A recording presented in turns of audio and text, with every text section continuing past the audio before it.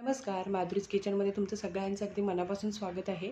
मैत्रिणींनो, आज मी कोणती रेसिपी तुम्हाला दाखवणार नाही आहे. आज ना आपण दिवाळीला जे सामान आपण भरतो, किराणा भरतो दिवाळीसाठी, फराळासाठी, तर तो कसा भरायचा त्याची आज मी लिस्ट तुम्हाला दाखवणार आहे. काय काय वेळेला आपण काय होतं ना, लिस्ट न बनवताच मार्केटमध्ये किराणा भरायला जातो आणि मग आपल्याला कसं लहान लहान ज्या गोष्टी असतात ना त्या आपण विसरून जातो आणि ऐन वेळेला धावपळ होते. तर अशी होऊ नये ना धावपळ, म्हणून आपण आज ही किराणाची लिस्ट मी केलेली आहे आणि जेवढी मला आठवते तेवढी मी ही लिस्ट बनवलेली आहे. तुम्हाला जर यामध्ये अजून काय ॲड करायचं असेल तर तुम्ही ते करू शकता. तर आता मी तुम्हाला ही लिस्ट आहे ती वाचून दाखवणार आहे. चला आता आपण ना व्हिडिओला सुरुवात करूया. तर आता इथे बघा, दिवाळी सणासाठी लागणारा जो किराणा आहे ना त्याची लिस्ट मी बनवली आणि जे मी साहित्य इथे दिलेलं आहे ना ते कशासाठी आपण वापरणार आहे ते पण मी इथे दिलेलं आहे. तर आता आपण सुरुवात करूया. तर इथे बघा, सगळ्यात आधी मी लिहिलेली आहे साखर. साखर आपल्याला करंजी, लाडू, शंकरपाळी, चिरोटे, चंद्रकला किंवा आपण जी चंपाकळी वगैरे बनवतो ना त्याच्यासाठी लागते साखर.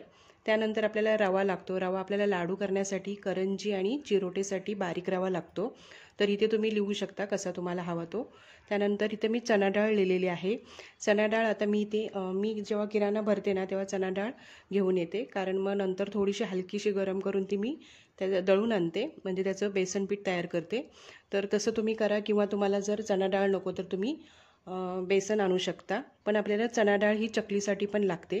परत आपल्याला बेसनचे लाडू करायला बेसन लागतं, शेव करण्यासाठी लागतं बेसन, बुंदीचे लाडू करण्यासाठी आपल्याला बेसन लागतं. त्यानंतर इथे मी मैदा लिहिलेला आहे. मैदा आपल्याला करंजी, शंकरपाळी, चंद्रकला व चंपाकळी करण्यासाठी लागतो. त्यानंतर मुगडाळ आपल्याला लागते, ती आपल्याला लागते लाडूसाठी, आणि म्हणजे आपण मुगडाळीचे लाडू आपण करू शकतो. त्यानंतर चकलीसाठी सुद्धा लागते. त्यानंतर इथे तांदूळ लागतात आपल्याला चकलीमध्ये, आपण जेव्हा दळून आणतो ना भाजणी त्याच्यासाठी लागतात तांदूळ. नंतर अनारशासाठी पण लागतात. इथे उडीद डाळ लिहिलेली आहे, इथे आपल्याला चकलीसाठी लागते.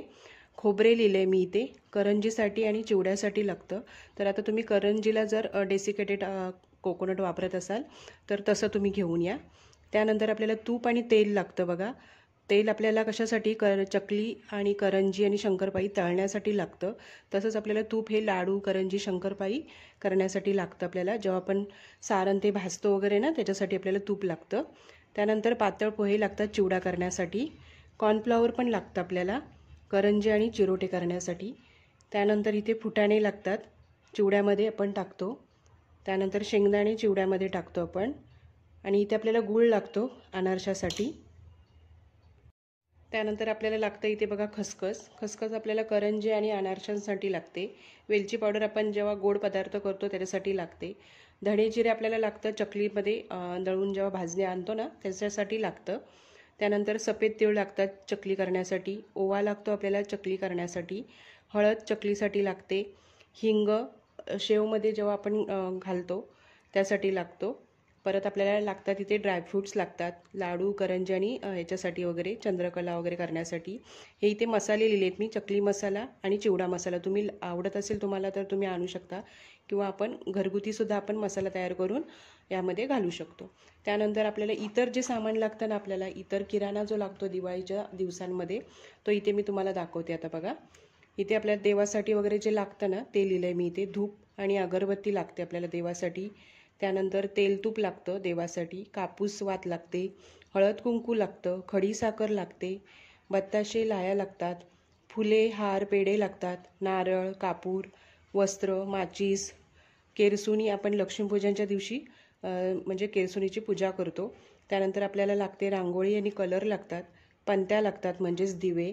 त्यानंतर उटणे लागतं. आता जर ह्या लिस्टमध्ये तुम्हाला अजून काय ॲड करायचं असेल, माझ्याकडून राहून गेलं असेल तर तुम्ही ते ॲड करा आणि या लिस्टप्रमाणेच तुम्ही या दिवाळीला किराणा भरा.